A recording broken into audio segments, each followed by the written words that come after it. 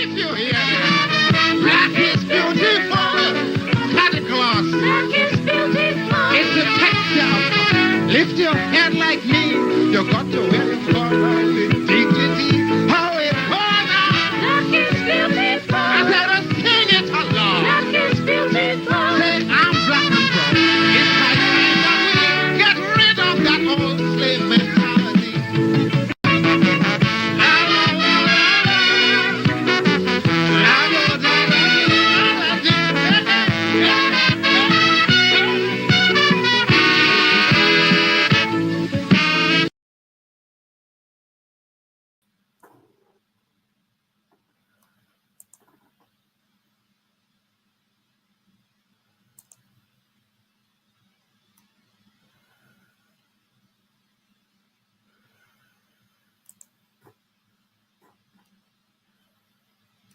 Or sometimes even fourth generation African, many of whom lived on company plantations. And it's really not after Kofi's death of suicide in the early fall of 1763 that ethnic conflict among the insurgents becomes crippling. So Governor Kofi and his second in command, Captain Accra, organized an army and a government that enforced compliance with their rule, neutralized opponents, whether among the enslaved or the Dutch, and they crafted strategy. They collected supplies and weapons from all the plantations so they could redistribute them to their followers and soldiers. They forced people on company plantations, many of whom, as I said, were Creoles, into the fields to make rum. And they set others to work in kitchen gardens so that they could feed the rebel soldiers. Rebel officers and officials were attended by servants and slaves. And the Yamina created a rebellion that was not egalitarian. No rebellions in the 18th century were, but hierarchical. And like most rebellions and revolutions, they employed both coercion and violence to get people to comply with their rule. That's what you do. And in a series of letters to the Dutch governor, as I mentioned, Governor Kofi laid out his very bold vision of freedom. He proposed to the Dutch that they would divide the colony in two. He and his people would take the southernmost half, leaving the part adjoining the coast to the Dutch. Now, Kofi was not the first self-liberated African man in the Americas to engage in negotiations with colonial enemies. Formal negotiations between Maroons and colonial authorities were quite common, and there are numerous examples of peace treaties between escaped African self-emancipated people and Europeans starting in the early 1500s. Kofi probably knew about the treaties that the British had concluded with Maroons in Jamaica in 1739 and 1740, or the treaties Maroons had made with the Dutch authorities in neighboring Suriname as recently as 1760 and 1762. But Kofi was proposing an agreement on a much grander scale. He initiated the negotiations, not the colonial authorities, and his tone in the letters is that of one governor speaking to another head of state, right? One head of state speaking to another. His proposal to divide that colony in half was bold and unprecedented. Kofi did not offer to retreat with his people to the jungle and live in little villages as Maroons in Suriname had done. Rather, he suggested living alongside the Dutch as equals, as one nation next to another.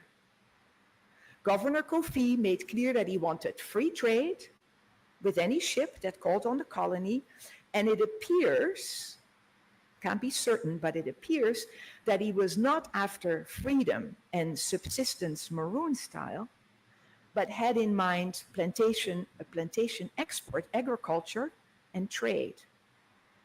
Governor Kofi wanted to keep sugar plantations in production, it looks like, likely with forced labor, as he did during the rebellion, because no self-emancipated people wanted to work in the sugar fields of their own free will, and that he intended to grow sugar to distill rum for the rebels' own consumption, but likely also to sell on the European market, just as Dutch colonists did. Some 30 years later, after their rebellion succeeded, leaders in Haiti would insist on the same thing, compelling newly liberated people to grow sugar on plantations. For a number of reasons we can talk about in question and answers having to do with, among other things, foreign exchange. While Governor Kofi's radical vision turned his rebellion into a real revolution, I would argue, his vision likely turned off many of the rank and file. And in fact, African descended people's responses to the rebellion and their alignments ran the gamut from strong support to evasion and dodging.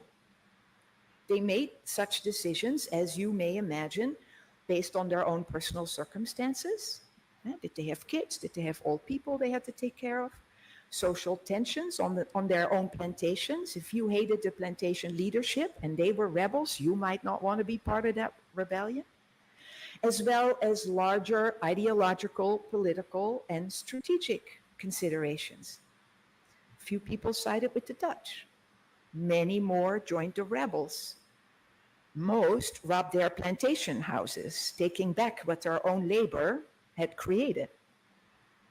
But whatever their sympathies, in terms of committing themselves to rebellion, many dodged, right? They remained aloof where possible, attempting to stay autonomous or holding off on choosing sides until they had no choice.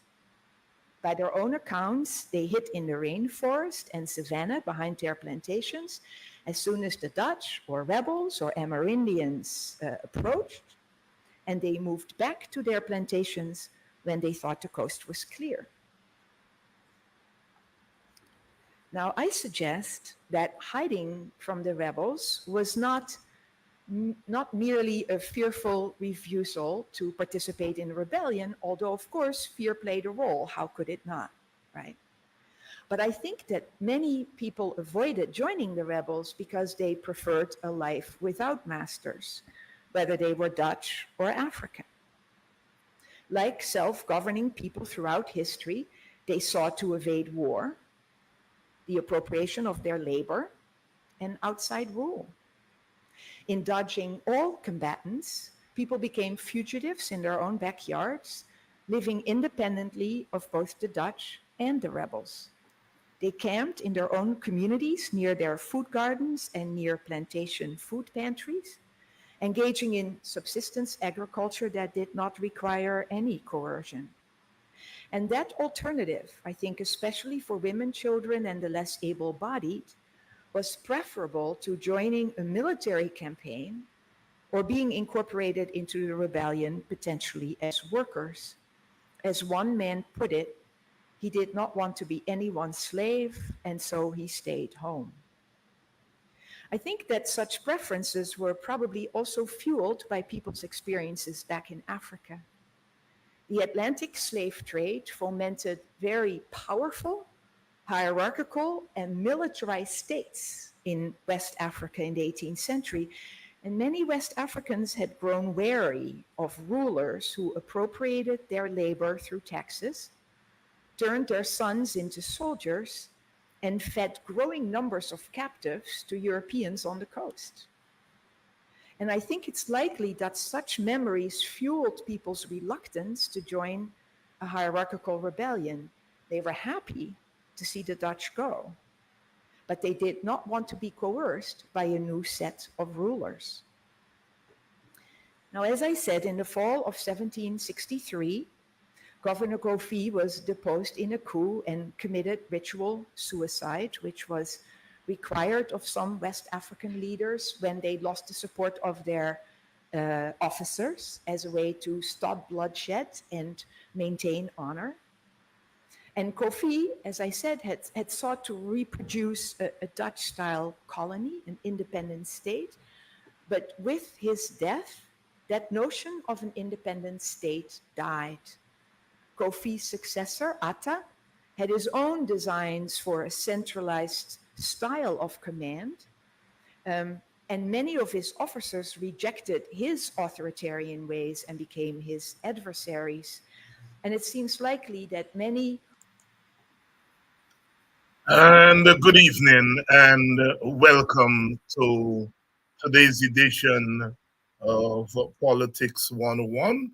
Of course, Wednesdays we spend time looking at African Guyanese history, African Guyanese culture, and today we want to continue the conversation we began last week.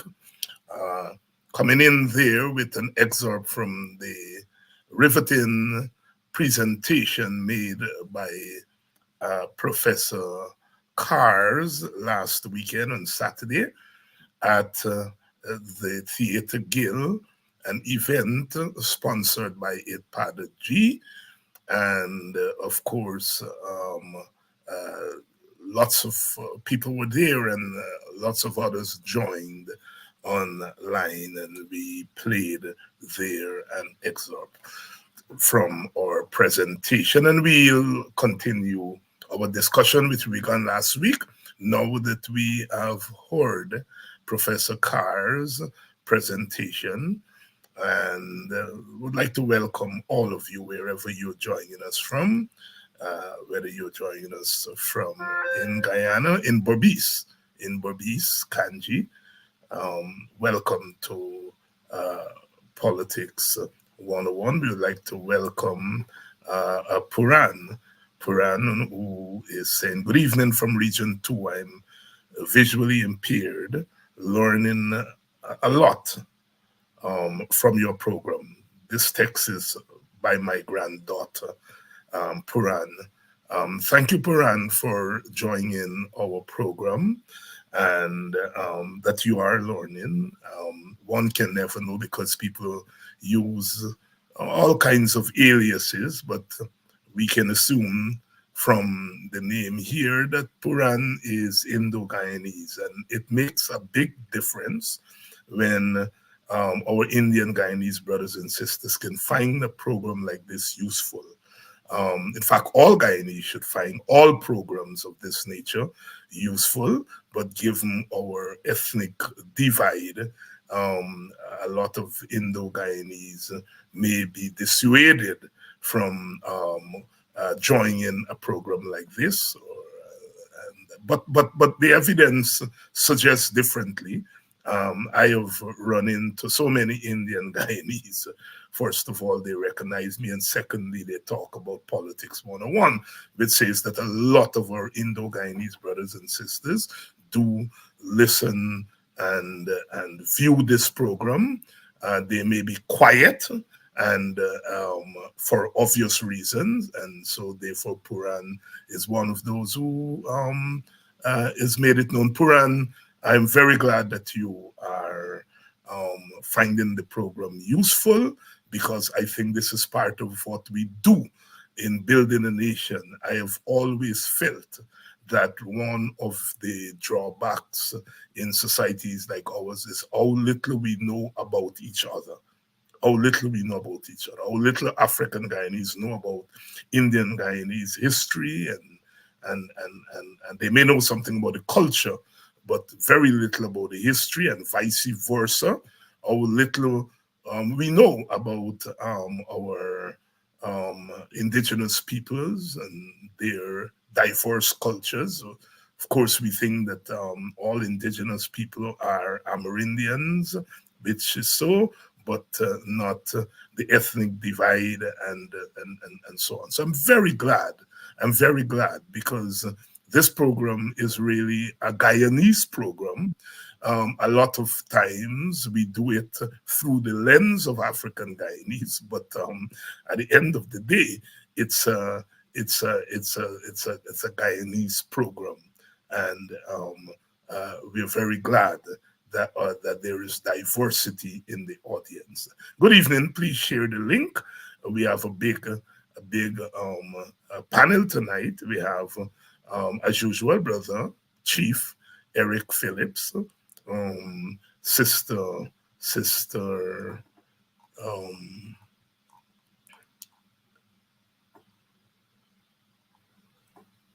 sorry about that. Sister Olive Sampson, the CEO of IPADG, is here. And we are also joined by Brother Gerald Pereira, who is a Pan Africanist and a socialist. And,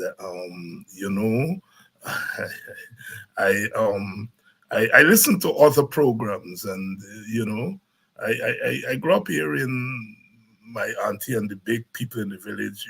They say, well, ignorance is bliss, is folly to be wise. And, a lot of people talk about Pan-Africanism, and they talk about it outside of context.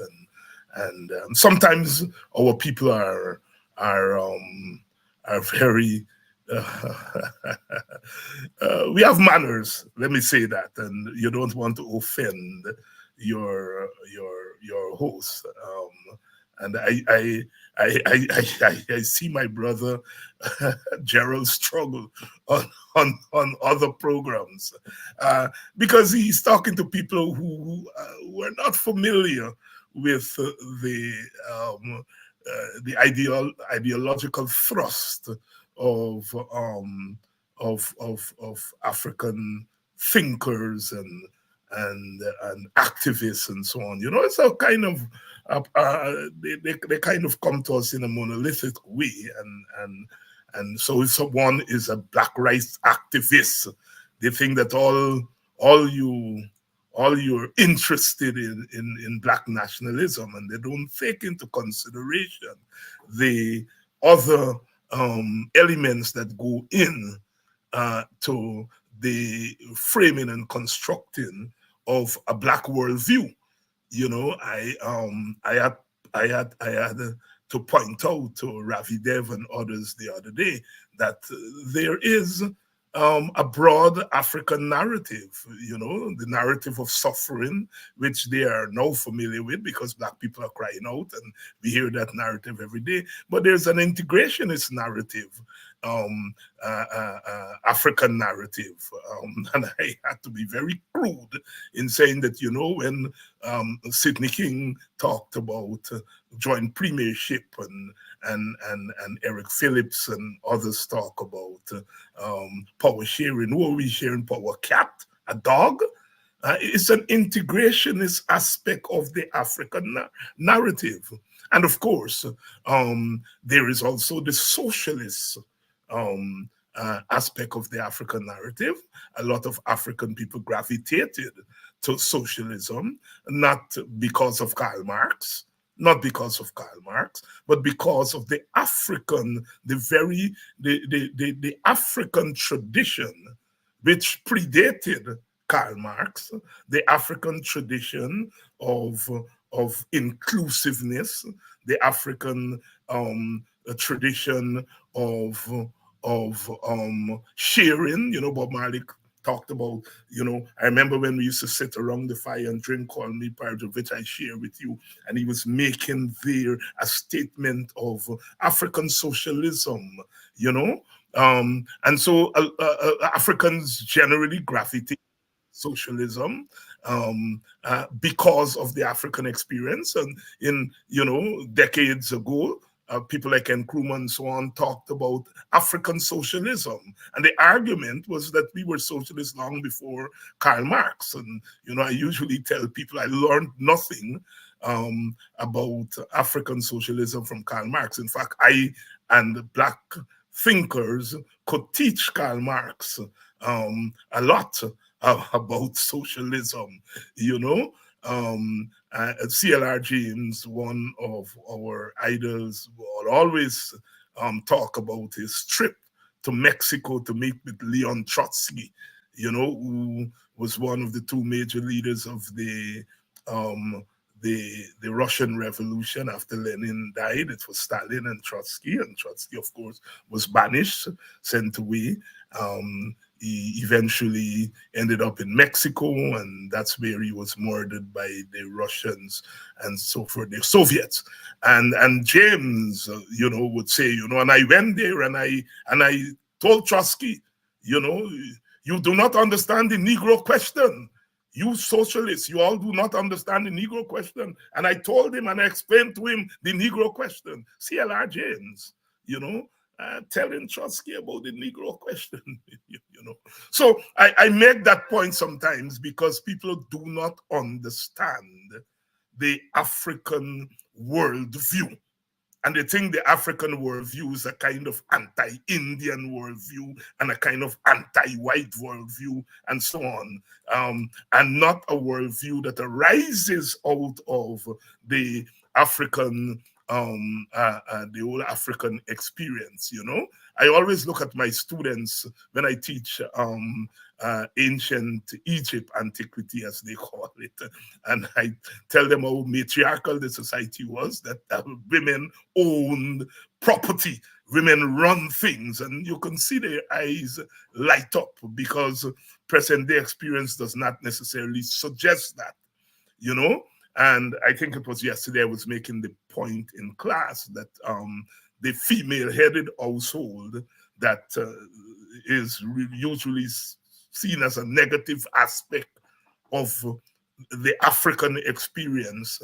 In another way, we Africans are not afraid of female authority, largely because we are socializing those female-headed households. Even when the men were there, and the men are there, women still run things, I hardly heard, growing up in my village, waiting till your father come home for bust your ass. No, the women bust your ass. And if the father come home, he might get he bust ass too, And so coming out of what they see and project as a negative thing about the African condition, women-headed household and so on and thing. And African people, as a result of that, we are not fearful as others about female authority. You see? So welcome to you all, and please share the link, please share the live, because our discussion tonight is going to be quite intense as it always is. So let me welcome our guests, and let's get started with our discussion. Brother Eric Phillips, Sister Olive Sampson, and Brother Gerald Pereira. Brothers, sister, good evening. Welcome to another edition of Politics 101. Good evening, everyone. Good evening. And, good evening to your guests. Yes, and I know all of you are aware of the presentation made by Professor Marjolaine Cars last weekend at the Theatre Guild, and I think even for us who are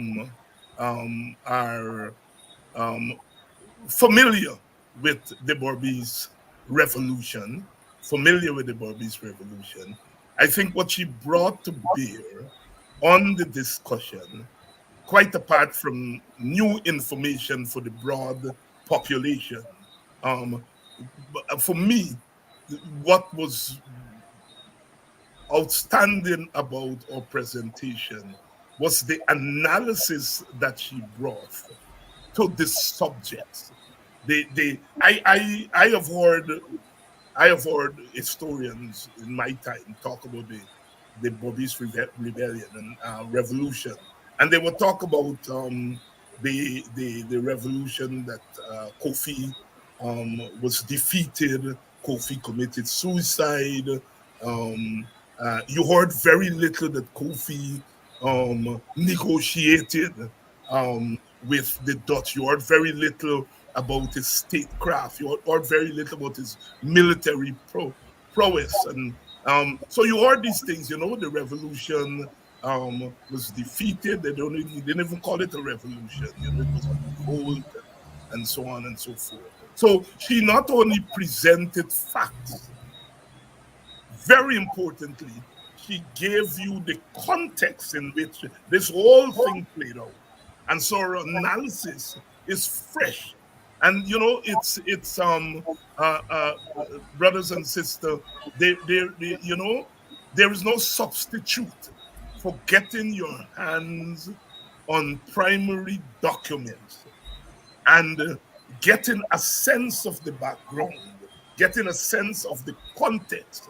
Then it enriches your analysis and really presents almost as if she's talking about something new to a lot of us who have been familiar with that. Olive, is my assessment on spot, and the same for Eric, and I hope Gerald comes back shortly. Yeah, and you're spot on. Absolutely. I mean, what we heard from Professor Cars, and I hope that your listening audience will read the book.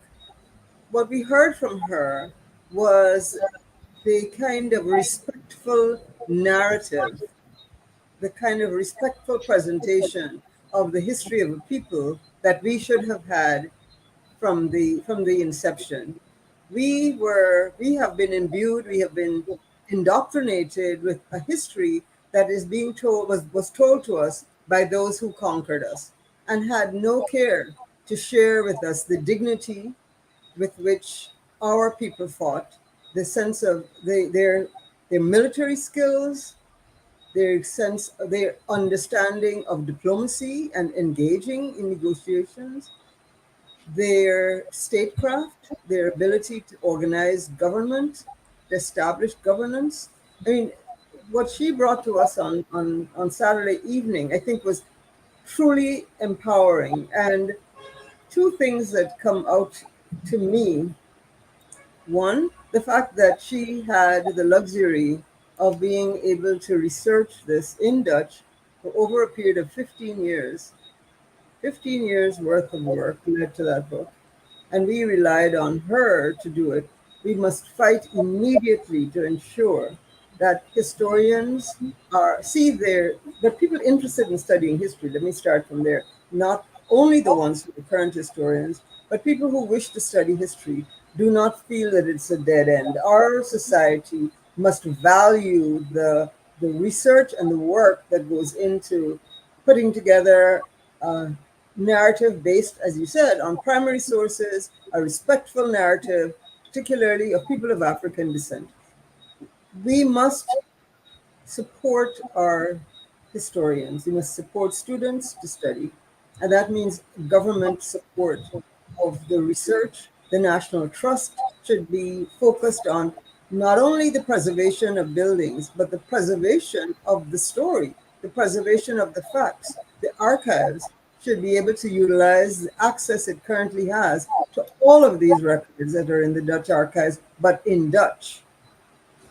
So there's a lot of work to be done. And David, there's a twist to this. This is the interesting part. Ipadaji did this because of the fact that we have a commitment to the telling of the history of people of African descent in Guyana and the history of Guyana writ large, but in a more accurate way. So we are committed to ensuring that students from nursery to tertiary have an opportunity to learn a true and honest history that leaves everyone feeling that they have been respectfully represented in that narrative. That's the first thing. The second thing, the reason that IPADG does this, the UN decade recognition is critical. Recognition of a people. And so recognition, justice, and development. This falls within the goal of recognition. But thirdly, the history of Guyana is bifurcated in many ways. The early history, the history from our arrival in the early 1600s, 1627 or before, until 1838 is largely ignored. It is largely ignored. Over 200 years, Africans were in this country, and the foundations of this country, The very canals, sea defenses, reclaimed land, everything that the economy depended upon was built in that 200-year period. But we ignore it completely. And so that is one of the reasons that we sponsor this and will continue to sponsor programs that focus on a history that is being lost, with a preference for 1838 and beyond. And you can imagine why 1838. And before I bring in Gerald and then Eric, I just want to say a couple of things. One of the things I learned from Walter Rodney is that history and sociology and political science and all these things, that one brings to it a political agenda.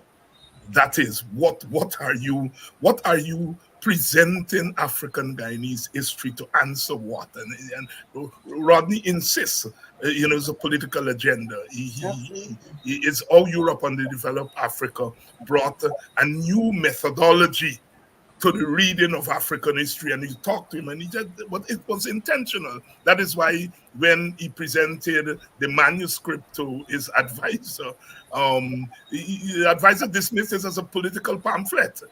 And today it's one of the consequential books of African history, because Rodney was intentional that he is studying and writing African history with a political agenda. And the political agenda is to tell the story from the African standpoint. And I think we in Guyana and the wider Caribbean are a little bit slow in that regard. And it's good to see that this professor is helping us to really understand that when you come to something like the slave, these so-called slave rebellions, that if you have a political agenda, then you present them in a certain way. C.L.R. James's Black Jacobins, people refer to it as romantic and all of that. But what he did was to humanize that revolution and put the rebels, on even keel with so-called Europeans. And that's why he talked about the Black Jacobins. And again, our people do not do very much of that intentional history. When you think about Kofi, you think of him as a rebel leader, but you don't think of it. We don't think of him as a statesman, which he was, as a commander in chief, which he was.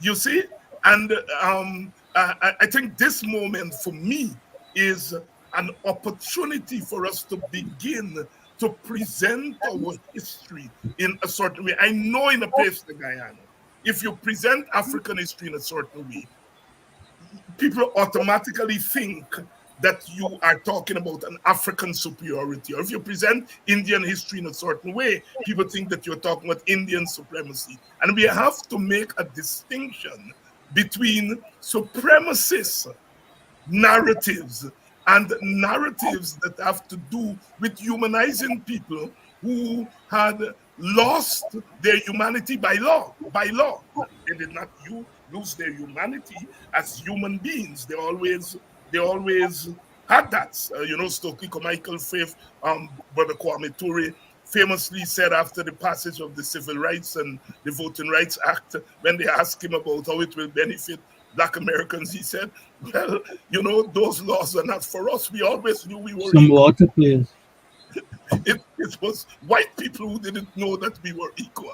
And so it is for them, So I just wanted to stitch that in as I come over to Gerald and then Eric to really talk about this kind of fresh lens that is now, put on the Burmese rebellion. Of course, it's put by a white woman, and we are still in that mode. That is, a lot of these things, sometimes it takes foreigners, it takes white people before we are jolted, and I am aware of that. But the fact of the matter is that this book and the presentation over the weekend really, I think, opened up possibilities to take what a lot of us have been doing in a quiet way to take it to another level. Gerald Pereira. David, before, may I just comment on one thing that you just said? Yeah. Yes, it was a white woman, but we must remember, I think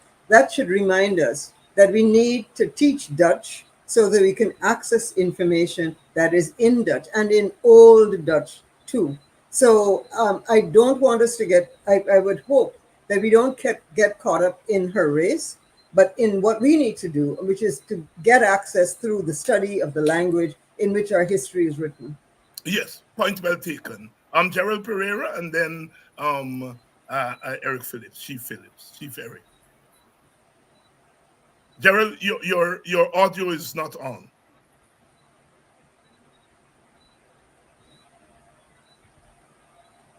I think Gerald is gone there. Eric, let's proceed with you. Yeah. Yeah, thank you, David. Good night, Olive. First, let me thank you for your introductory narrative to Puran, because it provides a context that is very important that's lost. Because many people believe that because of the persons on this program, that they're talking about African superiority, when indeed we're talking about history. And you know, history is really public policy. And as Professor Dans indicated, the public policy of African Guyanese, the public policy towards African Guyanese or people of African descent in Guyana has always been the public policy of underdevelopment, which today continues. But let me also thank Professor, Madeleine, for her interpretation from a neutral perspective, from a scholarly perspective. She had no political agenda. She was just looking at the archives and expressing what she found there and analyzing it beautifully. Coming to Olive's point, you know, I've been to 5 archives in Holland. The one she got these letters from are in Den Haag. It's Old Dutch, but it's beautifully protected because the Dutch saw slavery as a business. And so if they sent out a pound of sugar on a ship, it's recorded. I remember in the archives in Den Haag, I saw a book with beautiful handwriting that had 273 captured Africans being sold for 57,000 florins. And they had the names of who they were, and the descriptions were just fascinating. Also, I'd like to point out that history is not taught in our schools. So this experience with Madeleine is very rich and points to the fact that history should be taught in the schools. UG has not created or graduated historians like UE does. If you go to Jamaica, you find a lot of historians out of UE because history teaches you not only about the past, but it teaches you about the future. And as Madeleine indicated, Kofi learned about what happened with the Maroons. You know, the Akupam, the Maroons in Jamaica, they had a treaty. The Maroons in Suriname had a treaty. But he took it further. And he created a new governance architecture that said, hey, you rule the North, I'll rule the South. You have the river, but let us work in partnership because I want to trade. I don't want to be living depending on you or you depending on me. I want to trade. I want to create my own state. Unfortunately, the state that he understood was the state that the Dutch also had created. And so that created some type of difficulty with those who were free and didn't want to have any other masters. I also want to say that it's interesting that the 2 critical books about our revolutions, Blood on the River, and also the book by Emilia Dakota, which is Crown of Glory, Tears of Blood, all have the word blood in it. We have shed a lot of blood for Guyana. And it's lost in our history because it's not taught in our schools. And it's purposefully not taught in our schools for political reasons. Because if our history was truly taught in our schools, we would have a different Guyana. We'd have a different appreciation of who we are and of the contributions that have been made by all of the groups in Guyana, by indigenous people, by even the Dutch and the British, of the indentured servants, whether they're Portuguese, Chinese, Indian, German, because we did have some German indentured servants here. So we need to use this as a platform to encourage our youth to start reading about their history, about start appreciating the history of this great state. Because if they did, they would understand why we, as people of African descent, are talking about shared governance, are speaking about inclusion, especially in this time of oil. But since we do not have that historical context, we have racial entrepreneurs who are pushing superiority issues. I mean, today I was shocked to see Ravi Dev write an article about federalism, which I've responded to. And what he's basically saying is federalism solves our problem of integration into one Guyana. But federalism is such a racist architecture for Guyana. You know, Region 4 is less than 1,000 square miles. It has 40% of the population, and Region 4 and 10 are where Africans are. Regions 1, 7, 8, and 9 is 54% of Guyana, and you have less than 40,000 people living there. Regions 5, 6, 2, and 3, which are Indo-Guyanese dominated, are much larger than Region 4 and 10. So when Ravi talks about federalism, he is again reinforcing division, separation, and unshared history and unshared destiny. And what I don't understand is why people who are as intelligent as Ravi keep pushing this Indian dominant narrative. And that's because they don't understand our dignity. They don't understand what we went through in 1763, in 1823, in 1838, what we went through in building the village movement, which is the baseline structure of Guyana. So this, I was in Brazil. I didn't get to listen live to her presentation. But from what I've gathered, it was very impressive, not only in terms of the new information that was provided, but because of how she analyzed it. And most people don't realize, because it's not talked about 40 Dutch people died. But 1,800 Africans died during the 1763 rebellion. And that's perhaps why she's calling it blood in the river, because it was bloody. And it was Africans and people of African descent fighting against the Dutch in Suriname, the Dutch in Guyana, the Dutch from Barbados, the Dutch from Europe, and Amerindians. An unfair fight.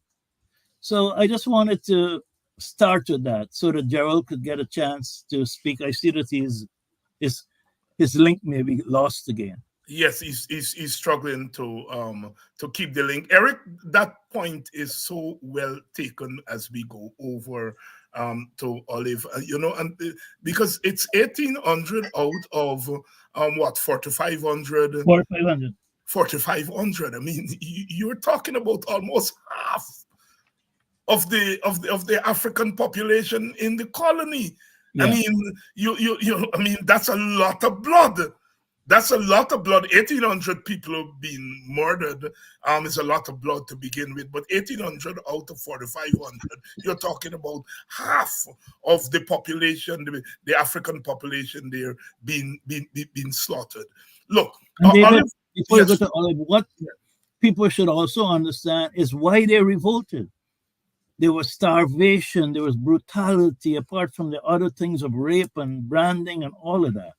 And people wanted their freedom. So you can imagine those who were free didn't want to go back and grow sugar. Yes. Yeah. And as we keep pointing out here tonight, this history is not just African Guyanese history. It is that. because of the untold suffering that African Guyanese, and that African Guyanese are the ones who rose up against their suffering. But this is Guyanese history. This is about white people. This is about our native people. This is about our Indian, Portuguese, and Chinese comrades. Because, as you pointed out, Eric, last week, that if Guyana had become the first sustainable Black republic, then indentureship, as we know it here, after the 1838 would not have been there. So this really is Guyanese history, all right? It's been told through, of course, the lens of African suffering, but it is Guyanese history. Now, I am telling you, I have taught for a long time in the United States of America. I am more familiar with the American Constitution than I am with the Guyanese Constitution. I mean, I can close my eye and narrate the American because I've taught it over time, because Americans insist in their education system that you think, since I was a graduate student and they would have us teach, regardless of what your major was, you had to teach, you had to teach American Constitution. So you have a sense. I, up until about 2 decades ago, a decade and a half ago, could tell you more about the American Revolution than the 1763 Revolution or the Asian Revolution. And it is because the Americans insist on teaching, and several authors write and they take a little part of it and blow it up and so on. And it is time that we in Guyana begin to do that. We in the Caribbean begin to do that. And we bring an objectivity that is subjective. All right, I am using those terms deliberately. We bring a Guyanese, a Caribbean, an African subjectivity to that so-called objectivity, because the Europeans bring what they call objectivity is European subjectivity. Yes, and I think here is an opportunity. As I listen to that lady, I'm saying, wow, if when I was in high school, I had heard this, when I was in high school, and I heard this, not just the facts, but, like I said, the context and the interpretation. And the interpretation is an interpretation that comes from the experience of those who were butchered for daring to stand up for their freedom. Richie Rich Olive is asking here if some of the documents that Professor had access to is passed over to Padaji. Of course, you'll be able to answer that, but I want you to zero in on this linkage between our history and our education system, and how that could help to really free our country, free our society of some of the mental and psychological bondage that we've been put into by this whole thing that race, is not important, and those who talk about race are into warfare and what's the most recent thing, Eric? We are memory warriors and all that kind of nonsense that Ravi Dev and others over that side are putting into Indian people's minds. Over to you, Olive Sampson. Your audio. Sorry about that. No, I quite agree with you that Professor Carr's presentation and certainly the book are in many ways freeing. They bring to us a narrative that is, as I said before, a respectful narrative about our history. In her remarks, she repeatedly referred to Kofi as Governor Kofi. Governor. She never ever mentions his name without giving him his full salutation as governor. Right? The first thing we need to do, David and Eric, is stop using Kofi. And you and I, David, are members of Kofi 250. So we have got to change the name of our organization and give him his full name as an Akan man, as someone was also pointing out in your chat. Right? Governor Kofi. The fact that we have not taught our history. First, I want to back up because it's not only the teaching of history. We have to make sure that the history texts, right, are well written, are accurate, and are empowering, that they inspire our youth. They must have the level of pride coming out, regardless of race. We must have a pride in what it has taken for us to build this country. You know, in the effort to control our minds, the colonial powers gave us a history. They gave us a history. And we have swallowed that, and we passed our GCE or whatever it is we were supposed to do with it, but it did not empower. In many ways, it left us feeling broken, right? It left us feeling that we were less than, and we have to change that. I mean, the notion that the Governor Kofi committed suicide was related to me as a huge negative. Look at that coward. That's what he did. But when one puts it into the context of his experience, his understanding of who he was as a governor and what his responsibilities are in that role, if he finds that he no longer has the support of the leadership and the people, he must commit suicide in front of others so that they can witness and be able to tell the people that no one killed him. There's no internecine warfare here. This man, leader, committed suicide. What she did not go into details in the lecture is that he had a very grand funeral. It was a grand affair, his funeral. And so that was not, and that comes out of the Yoruba West African tradition. So he committed suicide in an honorable way, and he was buried with all of the rights of a superior leader who had done well for his people, right? So that story, as you said, David, and for me, I can say the same. Had I been told that story as a child, I would have had a whole different perspective on me as an individual in Guyana and the pride with which we should feel about what we have done. The second thing that I think that her lecture does, it gives us, of course, she is looking in retrospect. These are things that happened, etc. It should lead us to be introspective. What about this history that we've learned should we take and bring to today? Right? It requires us to be introspective about who we are, how we present ourselves in this space that we call Guyana, our sense of agency, the power with which we should operate. We are still in many ways operating.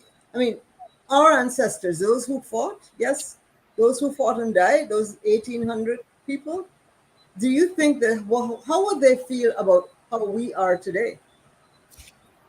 I mean, that's the kind of thinking I think we need to be doing. We need to be thinking about, they fought and died because they had a belief they wanted to be free.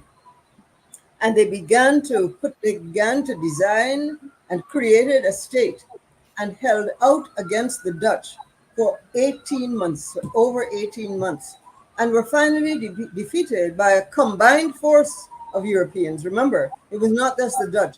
The Dutch also used British and British other from Barbados and St. Eustatius. Exactly, that were in the Caribbean, right? And they also relied on their allies, the Amerindians, who in many ways created a cordon where our people could not go. They were barricaded into a space. Right.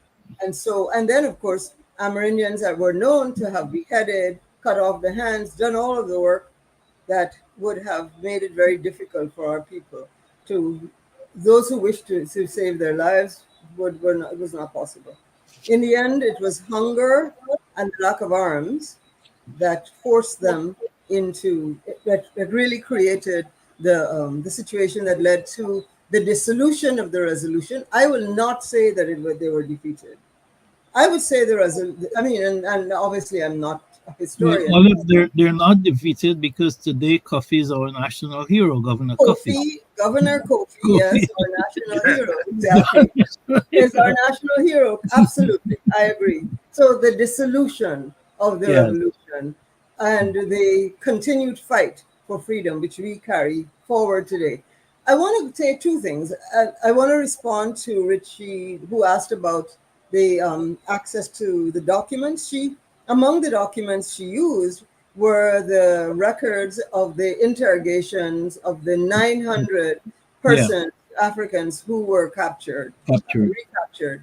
900 interrogations over a period of about, I think they began in March and ended sometime in late July. And the Dutch, in their governance style, was that of record keeping and being very meticulous. And they recorded every single interrogation. They gave the name of the person, the date of the interrogation, the name of the person who was being interrogated, and the plantation from which they came. And they usually ask them one, but never more than two questions. So that very important record does many things. It gives us the names of persons who hitherto we had no access to knowing who they were. And from some of the names, if you do some research, you can figure out where they were from on the West Coast Right. of Africa. What plantation they were on, and then what were they doing during the revolution. Now, people were trying to save their lives because some people ended up being killed as a result. So their responses are very, very strategic and very careful. But we have those. That record was presented to Ipadaji. Of all 900 now translated into English, was presented to Ipadaji through a memorandum of understanding that we have signed with the National Dutch Archives. And so we have the copy of all of those 900 names, and we used some of those at the event last Saturday. We created little cards, and on each card, and each person that came got a card that had one of the names of the persons who were interrogated, what the plantation was that they were from, and the questions they were asked, and the response. So in a way, we are going to use this record to bring those people back to life, to give life to those who fought for us, those whose bones are buried in the bush that we need to take care of on the Berbice River. Which brings me to my penultimate point, and that is the creation of national sites. You mentioned, David, and I believe you alluded to it, Eric, the fact that the Europeans they extol their history. They create monuments and parks and all kinds of things. And in the United States, I mean, everything that has to do with the Civil War, there's a monument Memorialized, yeah. totally memorialized. Here we have Bush.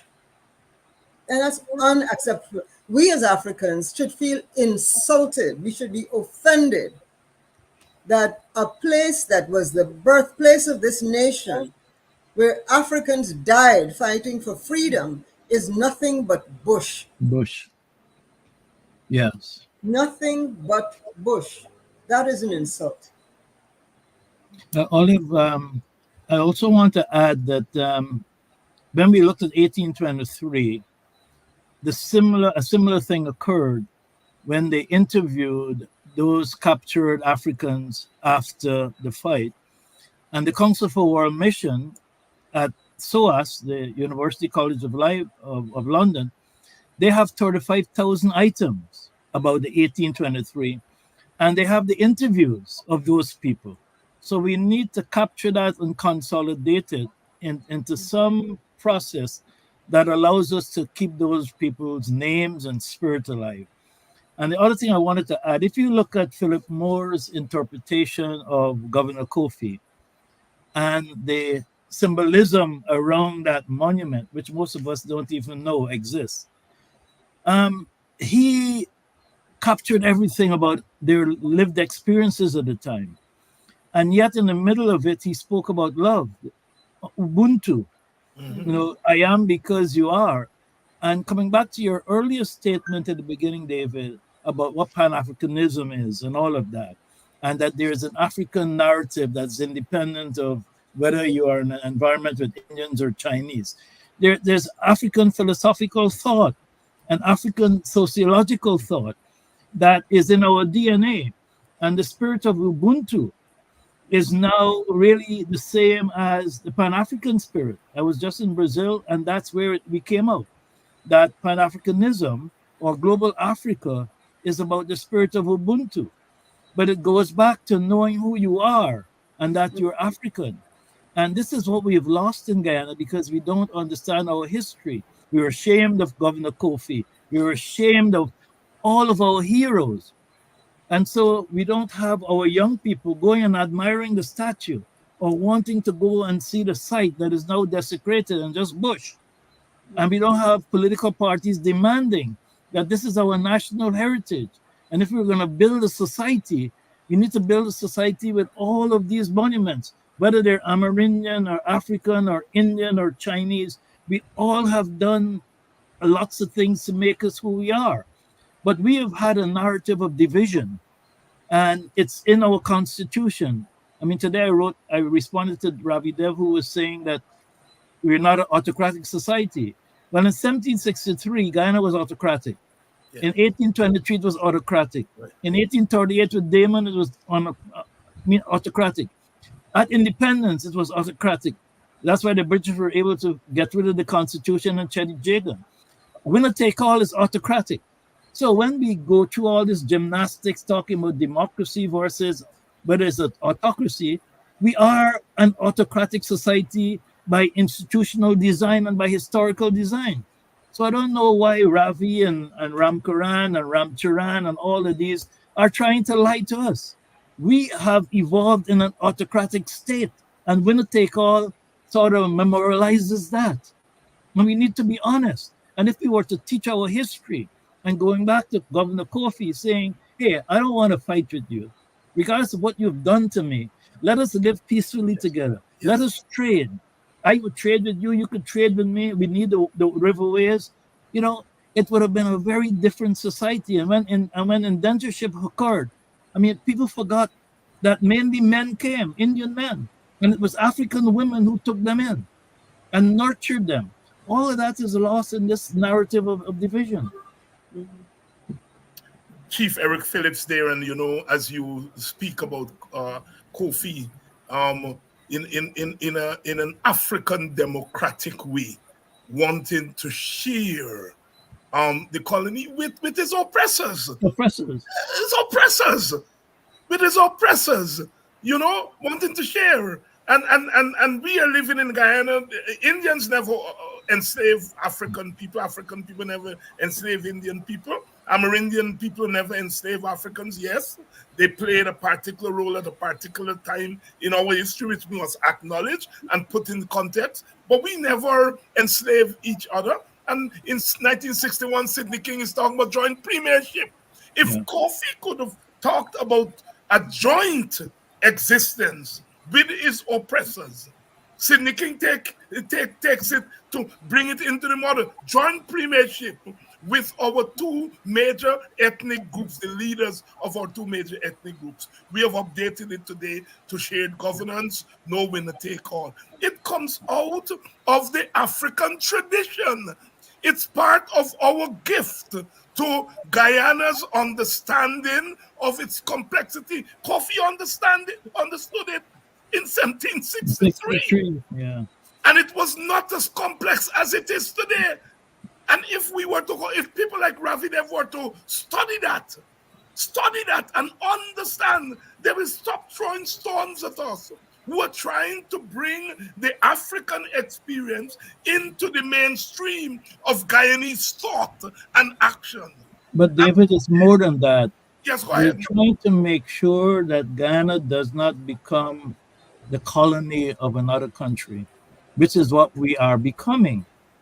Because we are divided, we are being manipulated by foreign interests. If we had a common vision, we would have had a different contract with Exxon. But one group doing it, the other group doing it. Same thing here with our national budget, with the sovereign wealth fund. We have one group completely excluded from designing how we should all benefit. It's the same thing that Kofi was trying to tell us. Let us share the space, let us include each other, and we've not learned those lessons. You're right. You're Yes, right, Eric. We're yes, right back yes, yes. Go ahead, Olive. no, you're right back to where we were Mhm. with the situation with the Dutch. Here we are, and we have, and I mean, we really should see that is that's the battle. Those are how the battle lines are drawn. We are where we are as African Guyanese now, confronting the new Dutch, and Yes, saying to them, we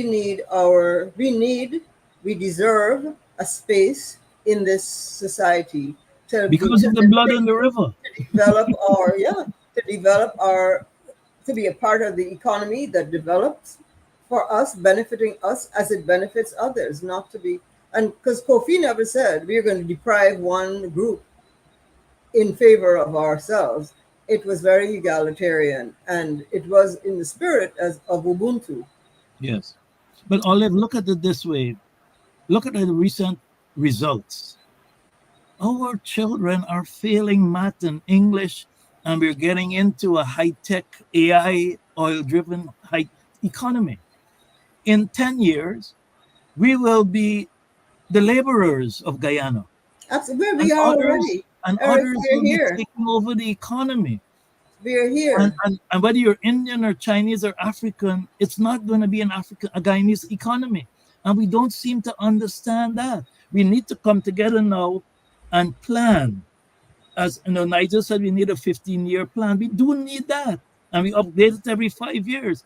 We do need to understand what the geopolitical forces are. We need to understand what's going on in Israel and Gaza, how that's going to impact the geopolitics of this region. Yeah. And we're not, because we're too focused on racial division and federalism and things that are political gestures of division.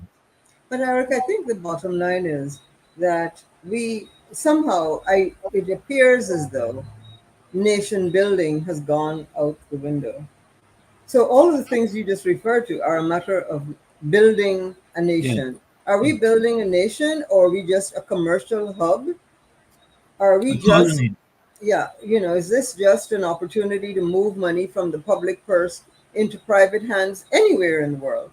Right? Yeah. I go into the supermarkets, allow me this slight digression, but to that point. And I am saddened by the fact that all of the efforts at import substitution, all of the efforts at trying to build our own agriculture, our own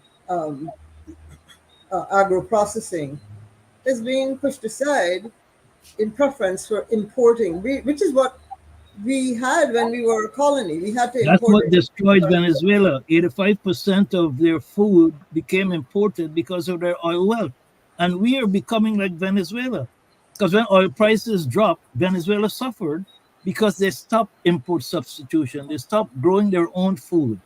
And that's where we are heading. And we're doing this because we don't understand Venezuela.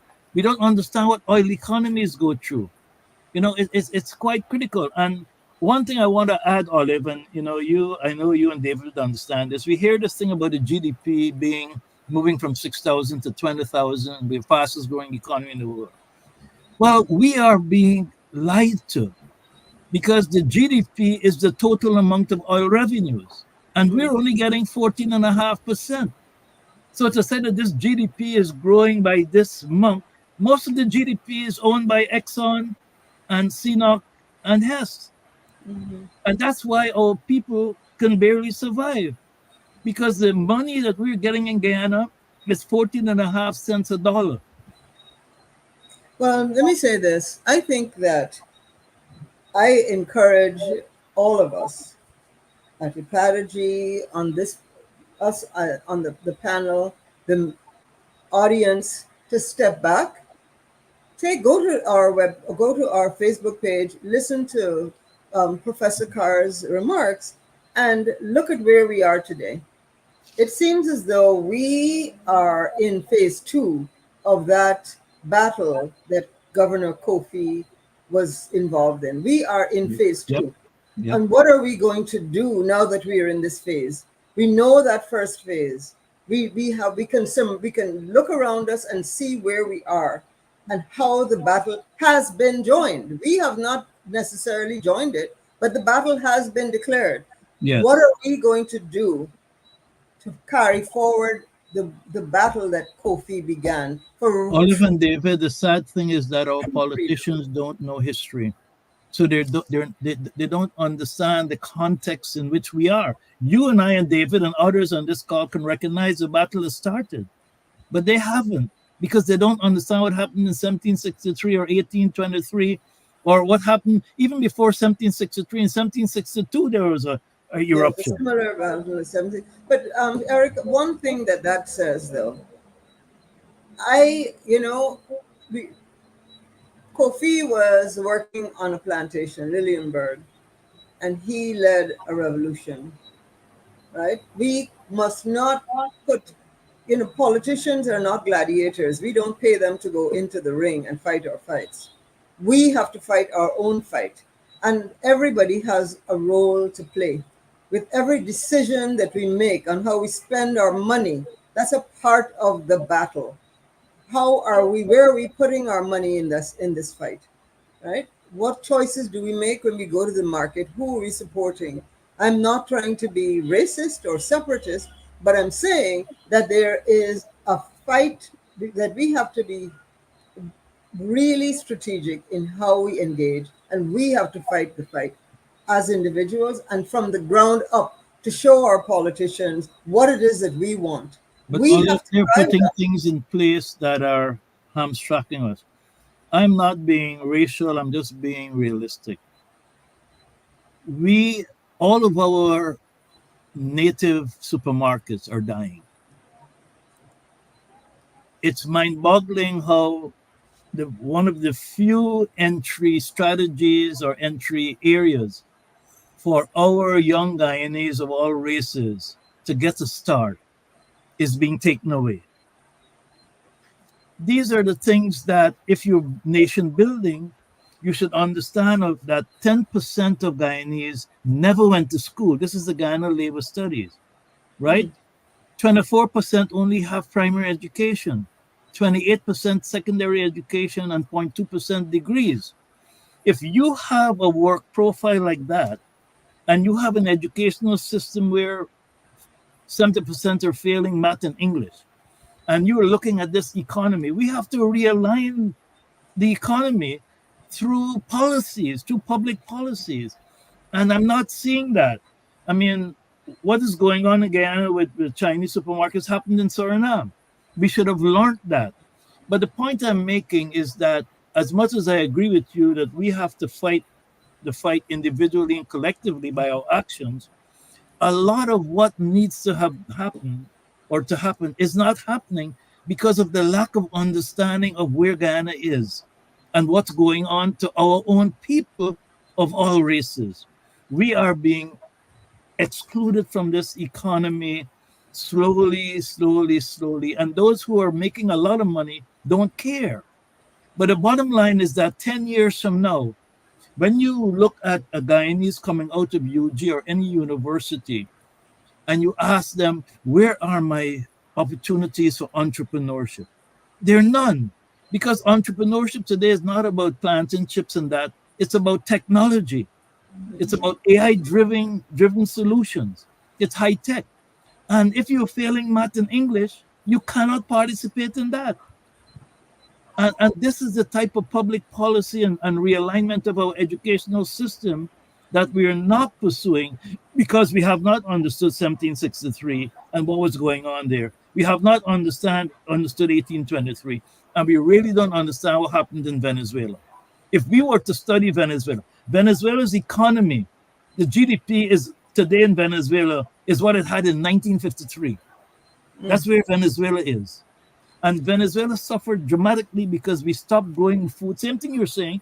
We stopped, we are buying everything foreign and we can't even afford it.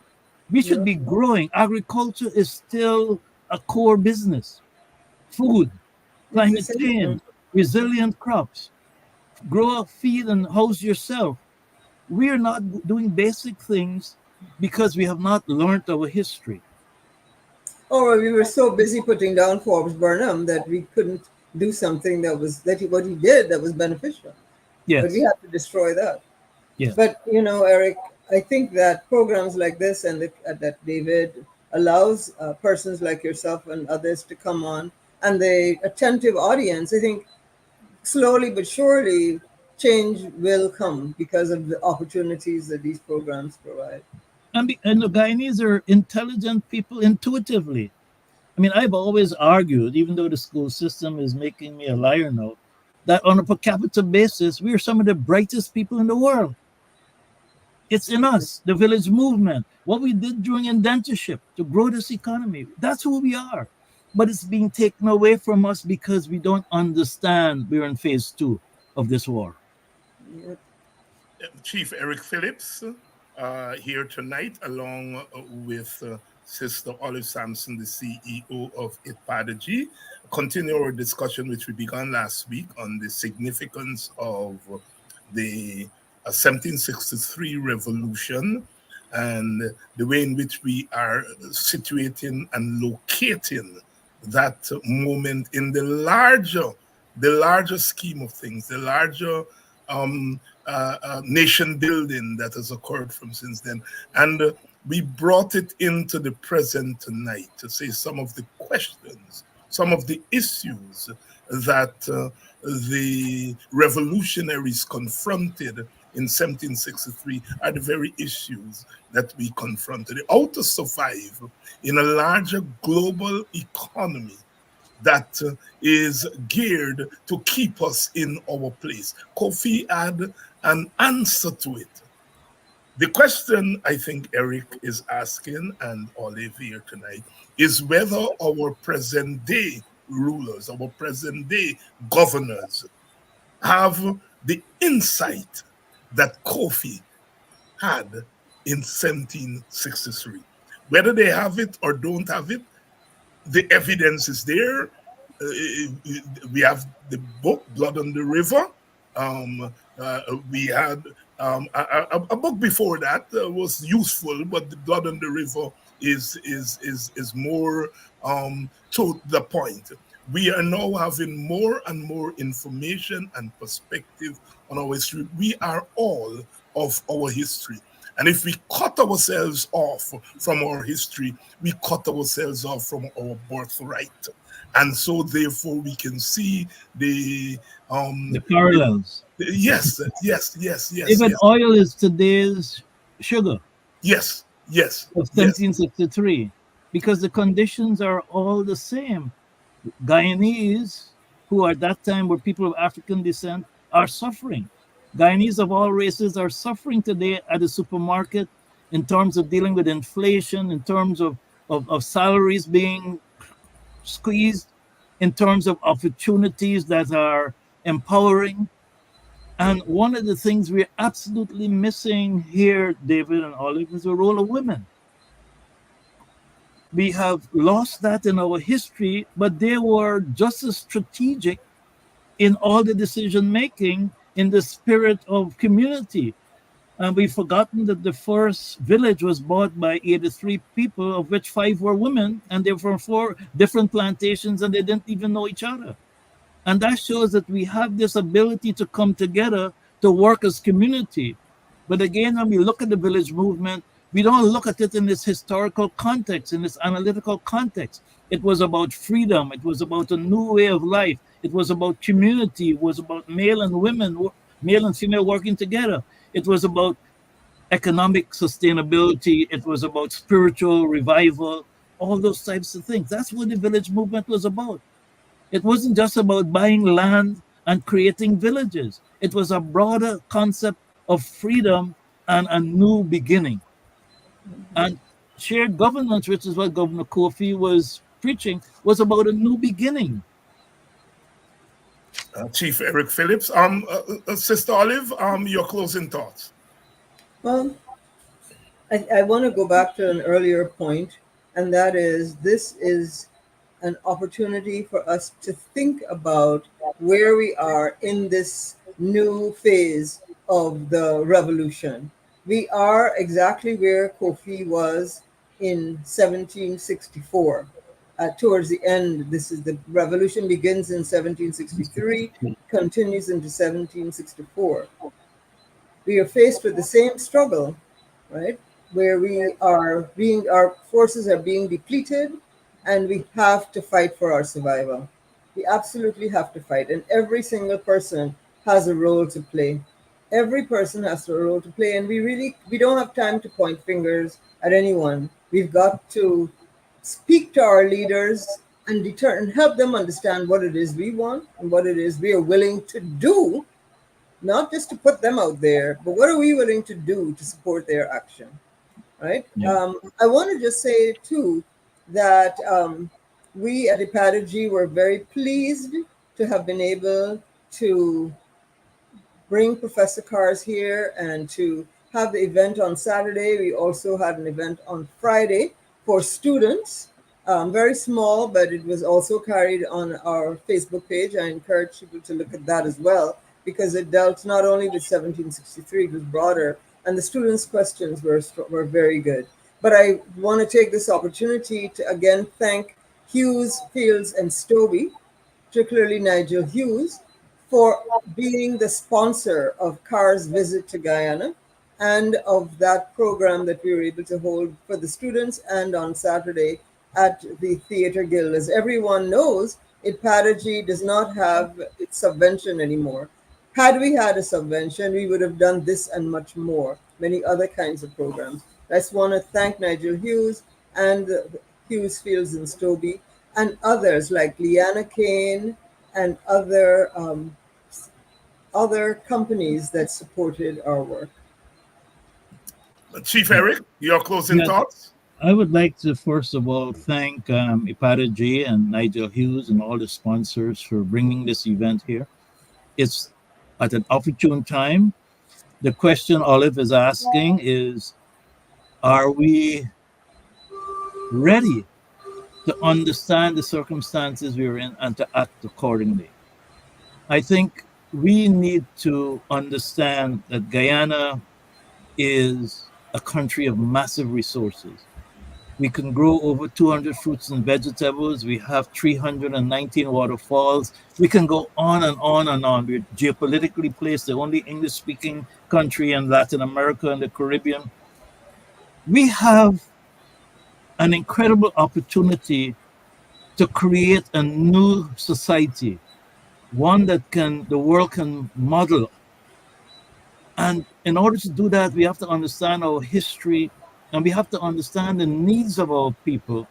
And we also need to understand the geopolitical forces driving us. And if we do, we have an opportunity to create something special. In the same way that the village movement was the greatest entrepreneurial event in any post-slavery society, we as Guyanese of all races have an opportunity to do something similar if we only seize the chance. So I'm thankful that Ipatagy and Nigel and you, David, for this show, to have conversation that's relevant and not conversation that digresses into racism and who is superior and who is this, because that's what our oppressors, who we're not seeing, we're not even seeing the real oppressors. That's what they want, and that's what they did with divide and rule, and that's why we have that autocratic DNA from 1763 until today in a winner-take-all system. Thank you very much, Chief Eric Phillips, Sister Olive Sampson tonight, enriching our discussion as usual. Chief Eric, the fellows over that side were surprised that we have African chiefs in Guyana and were endeavoring to give us advice that as African chiefs, we need to moderate our tone. And so the all colonial, condescending, paternalistic thing that they have to tell our African chiefs how to conduct. We are chiefs because we are free people. Nobody to tell us how we must talk and how we must behave. My brother, thank you very much, Sister Olive. Always great service to our country, great service to our race, great service to our Caribbean, great service to the African diaspora. And ultimately, we are still teaching the world something coming out of our experience. Thank you all so much for coming on. Thank you, David. Thank you. And to your audience, invaluable. Without you, we can't do this. You're here. You're here always, always with us. And to Puran, thank you very much. My brother, keep on staying with us. And to our Indian Guyanese brothers and sisters in the audience, our Chinese, Portuguese, and especially our indigenous people who are on this program quietly absorbing the conversation, absorbing the discourse. We are eternally grateful. Thank you all, and I'll see you all tomorrow. We're gonna have Paul Slow on tomorrow. For those of you who are cricket fans, well, Etmaya is on fire, so go over there and enjoy some of the Etmaya treat. It's been long coming. So good night, and I'll see you all tomorrow with Brother Paul Slow.